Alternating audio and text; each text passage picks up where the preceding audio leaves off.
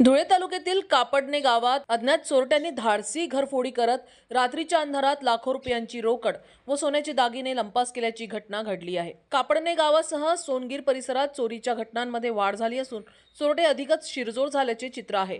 कापडणे येथील सरवड रस्त्यावर राहणारे जगदीश रामदास सूर्यवंशी यांच्या घराशेजारी त्यांच्या बहिणीचे घर आहे। हे घर बंद असल्याची संधी साधत अज्ञात चोरट्यांनी रात्रीच्या वेळी घरफोडी केली।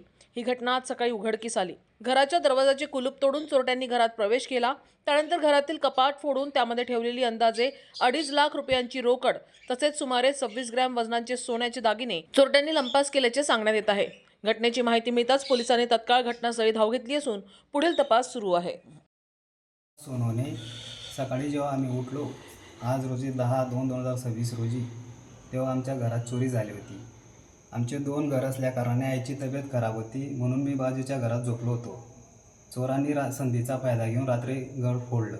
जेव्हा सकाळी मला निदर्शनास आले की चोरी झाली तेव्हा मी तात्काळ सोनगीर पोलीस स्टेशन जवळच्या पोलीस स्थानकाला फोन केलं। त्यांनी तात्काळ हजेरी पण लावली।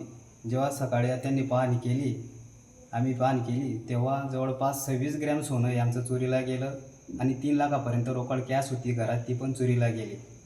पोलीस स्टेशन येथील विजू पाटील सरांनी तात्काळ श्वान पथकाला बोलावलं।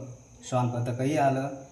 त्यांनी जवळपास 50 ते 60 मीटरपर्यंत श्वान पथक गेलं। त्यानंतर त्यांनी तपास सुरू केला आणि त्यांनी सांगितलं की तुम्हाला तात्काळ काही ना काही आम्ही निर्णय देऊ व त्याचा तपास करू।